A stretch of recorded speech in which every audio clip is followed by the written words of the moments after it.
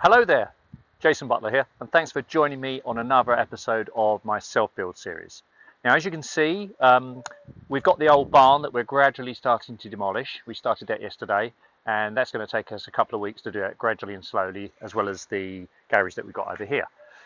But today I want to talk about all the things that you need to think about and be aware of before you actually start the build. And we're hoping to start in about 3 or 4 weeks' time, fingers crossed. So I just want to run you through the things to be aware of.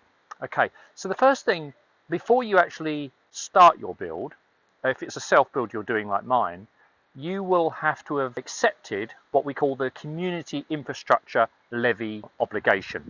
And basically this is a payment that all people who build new houses, self-build houses, and even larger estates and what have you, and developers, have to pay to the local authority to help pay towards the infrastructure. And that's what it's all about. So, and it's based on square footage, and if you're taking down old buildings, it's the new square footage less the old square footage of the buildings that we're taking down here.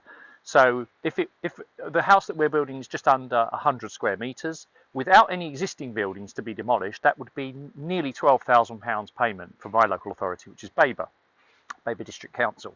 But because we've got existing buildings on here, those buildings, their square footage gets taken off. So my actual charge I've got to pay is £5,500. Now there's two things you have to do. You have to first of all accept that you are the liable person for the charge. That's a form you have to complete, and you have to send that back to the local authority.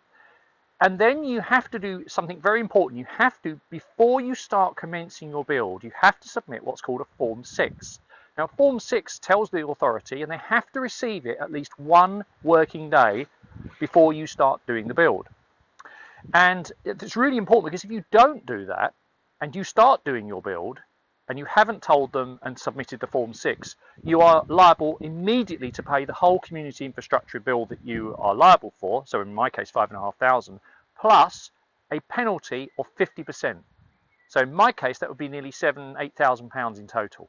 And you can't appeal it. It's not appealable. Now, here's the interesting thing. You might think, what's the definition of starting building? Isn't it when we start digging the ground and start building? No, it isn't. If you've got existing buildings that need to be demolished like mine, the definition of starting the development, even though we're weeks away from actually cutting the ground, is actually when you start demolishing the building. So this week I had to put the form in, and I had to make sure, and good job I did follow them up, because they'd lost it in their junk folder. Before we started doing the demolition, we had to make sure we had received back from the council formal confirmation that we were able to start the build. Now, interestingly, as long as you've done that previous step of admitting that you are the liable charge person before you tell the authority that you're going to start building, that gives you an entitlement to pay the charge in instalments. And ordinarily, that is 50% of the charge after the first 3 months of starting the build, and the remaining 50% after 5 months of starting the build. Now, as I'm speaking to you in June 2020, while we've got the coronavirus pandemic situation panning out, they're extending both of those payments by 3 further months. So in my case, I have to pay the first 50% in 6 months' time, so about December time, and the other 50% in February, that's 8 months' time. So just bear in mind that the community infrastructure levy is a really key thing. And then the other thing you need to make sure, of course, is that you have made sure that you comply with any other conditions of your planning permission. Now, one of the things that catches a lot of people out, and it depends on your actual conditions, but one of the conditions I have here, and many people have, particularly in rural areas, is one of the conditions is I have to satisfy a contribution or a mitigation towards habitats in the area. That doesn't necessarily mean the habitat here. We haven't got any special newts or anything special on my site here because it's part of my garden. But what they're saying is when you build a new development, it may have a knock-on effect in other parts of the community or the area. And so therefore, you have to agree with the council before you start work. Okay, so that in this case, that means before you start building the foundations, not the demolishing of the building. I have to actually basically say to the council how I'm going to go about mitigating that. Now, for most people, and I did consult an ecologist, which is someone who understands about habitats, how I would meet the requirements that are on my planning permission. And he told me that the simplest way is to suggest to pay what's called a RAM payment, which is a rural allowance mitigation payment. I think that's what it's called. And essentially that works out, depending on where you are, somewhere between 80 to 180 pounds per dwelling. Now I'm building one dwelling and my local authority wants to charge me about 120 pounds.